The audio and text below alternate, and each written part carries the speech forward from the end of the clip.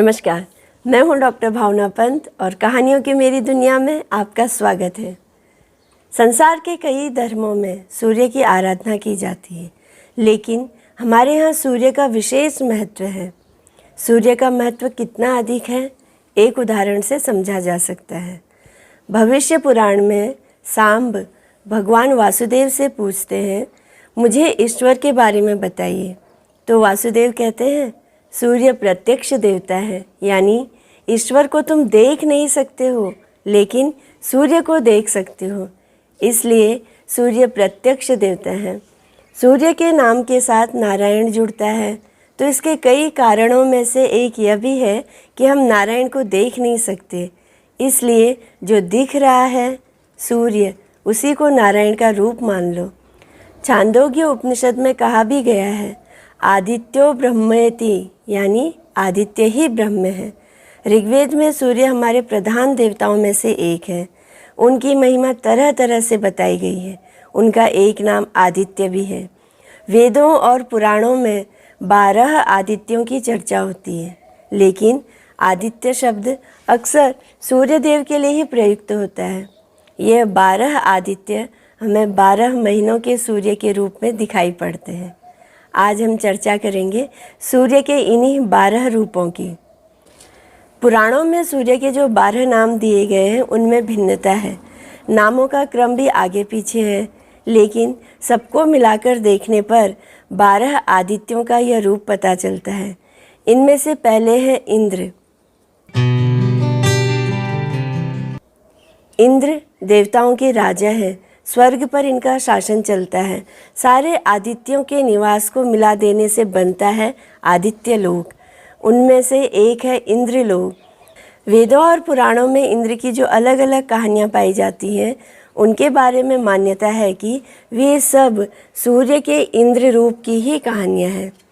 आश्विन महीने में आकाश में जो सूर्य चमकते हैं, उनका नाम इंद्र है।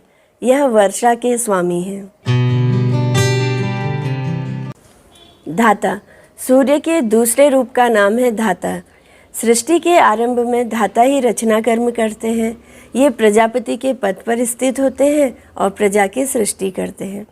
प्रजापति एक उपाधि है जो ब्रह्मा को मिलती है, इसलिए सूर्य के धाता रूप का एक नाम ब्रह्मा भी है। अश्वमेध जैसे प्रमुख यज्ञों में और कभी कभी तंत्रों में भी सूर्य के धाता रूप का आवाहन किया जाता है। कार्तिक मास में आकाश में जो सूर्य चमकते हैं, उन्हें धाता कहा जाता है। पर्जन्य, सूर्य का तीसरा रूप है पर्जन्य। पर्जन्य यानी जो बादलों से जन्मा हो। इसका एक अर्थ वर्षा और दूसरा अर्थ बादल भी है। बादलों के पीछे लुका छुपी करते सूर्य को भी पर्जन्य नाम से पुकारा जाता है। इनकी किरणों से बादल वर्षा के लिए प्रेरित होते हैं। अथर्ववेद में पर्जन्य को पिता और पृथ्वी को माता कहा गया है। पुराने ग्रंथों में मान्यता है कि बारिश वर्षाधेनु के कारण होती है। वर्षाधेनु यानी बारिश करने वाली गाय। उसके आंसू बिजली बनकर कड़कते हैं।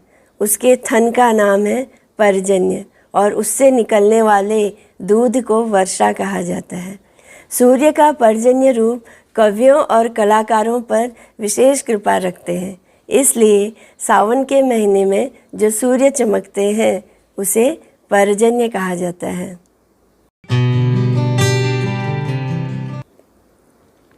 त्वष्टा, सूर्य का चौथा रूप है त्वष्टा।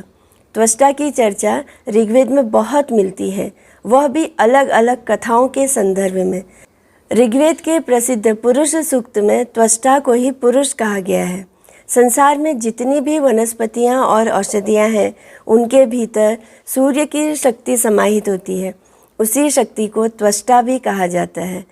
फागुन महीने में आसमान में जो सूर्य चमकते हैं, उन्हीं को सूर्य का त्वष्टा रूप कहा गया है। इस महीने की धूप अधिक गुणकारी मानी जाती है। पूषा, सूर्य का 5वां रूप है पूषा। जिस तरह के अन्न को खाने से हमारे शरीर को शक्ति मिलती है, उन सब में सूर्य का पूषा रूप अपनी शक्ति के साथ समाहित होता है। चूँकि अन्न में पूषा है, इसलिए उससे हमारा शरीर पुष्ट बनता है। पूषा ही हमें पुष्ट करता है, यानी पूषा की शक्ति हमारे शरीर में आई तब हम पुष्ट हुए। वेदों में पूषा को विवाह और यात्रा का देवता कहा गया है।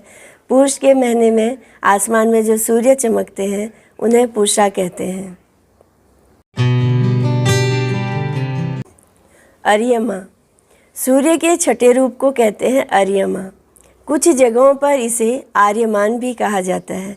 आर्यमान सूर्य का वह रूप है जो वायु में मिश्रित हो जाता है। वायु रूप में मिश्रित होकर यह समस्त देवताओं, समस्त प्राणियों में समाहित हो जाता है।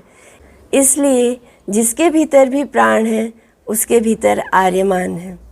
इसलिए आर्यमान का एक अर्थ हुआ जीवन का सबसे विश्वस्त साथी, जीवन साथी, करीबी दोस्त, जो कि आपका साथ छोड़कर कभी न जाए।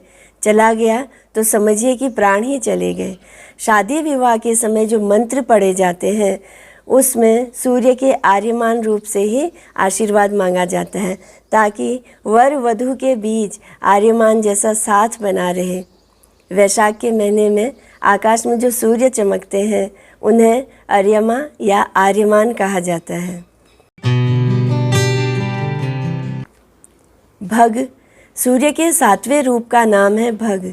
भग का एक अर्थ होता है स्वामी और दूसरा अर्थ है वैभव, समृद्धि। इसी से भाग्य शब्द बना और इसी से बना भगवान। जो हमारा सौभाग्य बढ़ाए, जो हमें समृद्ध और संपन्न बनाए, वह है भग। समस्त संसार में जितना भी ऐश्वर्य है, जितना भी सौभाग्य है, उसमें सूर्य की भग शक्ति को समाहित माना जाता है। ऋग्वेद में सुबह के सूर्य को भी भग कहा गया है। यह भोर का स्वामी है। इसकी आँखों से सूर्य की किरणें निकलती हैं। माघ के महीने में आसमान में जो सूर्य चमकते हैं उनको भग कहा जाता है। विवस्वान, सूर्य के 8वें रूप को कहते हैं विवस्वान। यह सूर्य के सबसे प्रसिद्ध नामों में से एक है। विवस्वान मुख्य रूप से अग्नि के भीतर स्थित होते हैं। जब हम खाना पकाने के लिए अग्नि का प्रयोग करते हैं तो उसमें भी विवस्वान है, और जब प्रकाश के लिए प्रयोग करें तो उसमें भी विवस्वान है।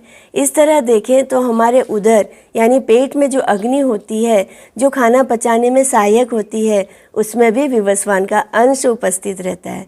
इस तरह सूर्य के गर्म अग्निवान रूप को विवस्वान कहा जा सकता है। जेठ महीने में आकाश में जो सूर्य चमकता है, जो बहुत गर्म होता है, अग्निपुंज जैसी आभास कराता है, उसे विवस्वान कहा जाता है। विष्णु, सूर्य का 9वां रूप है विष्णु। सूर्य के इस रूप से सभी परिचित हैं, क्योंकि पुराणों में जिन विष्णु का उल्लेख मिलता है, जिन्होंने राम, कृष्ण आदि के रूप में 10 अवतार लिए थे, उन्हें भी सूर्य का एक रूप माना जाता है। जबकि कुछ जगहों पर सूर्य को विष्णु का रूप माना जाता है। ऐसा इसलिए है ताकि हम जान सकें कि देवताओं के नाम अलग हैं, किंतु अंततः वे एक ही नारायण के विभिन्न रूप हैं। महाभारत में कहा गया है कि सूर्य के सर्वश्रेष्ठ रूप का नाम है विष्णु। चैत्र महीने के आकाश में जो सूर्य चमकते हैं उन्हें विष्णु कहा जाता है। अंशुमान, सूर्य के 10वें रूप का नाम है अंशुमान। अंशु का अर्थ होता है प्रकाश की किरणें, जो कि सूर्य से निकलती हैं लेकिन वायुमंडल में रहती हैं। वायु के भीतर प्रकाश की तरह रहकर समस्त संसार का कल्याण करने वाले सूर्य को अंशुमान कहा जाता है। आषाढ़ महीने के आकाश में जो सूर्य चमकते हैं उन्हें अंशुमान कहा जाता है। वरुण, सूर्य के 11वें रूप का नाम है वरुण। वरुण को जल देवता भी कहा जाता है। वैदिक मान्यता है कि सूर्य का एक अंश जल के भीतर रहता है। इसके कारण जल में जीवन शक्ति होती है, उससे अन्न का उत्पादन होता है, वनस्पतियों का सृजन होता है और प्राणियों की प्यास बुझती है। भाद्रपद महीने में आकाश में जो सूर्य चमकते हैं उन्हें वरुण कहा जाता है। जल के साथ इस रूप का संबंध होने के कारण इस महीने में अधिक वर्षा होती है। मित्र सूर्य के 12वें रूप को कहते हैं मित्र।